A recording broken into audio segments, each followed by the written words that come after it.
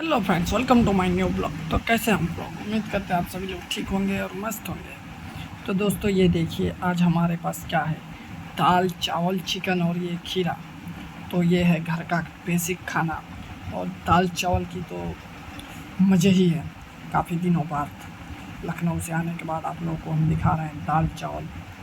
और आप लोग हैं कि हमारे वीडियो को लाइक नहीं करते हैं, तो चलिए बिना फटाफट देरी किए खाते हैं। ये देखिए, थोड़ा सा चिकन है, दाल चावल है।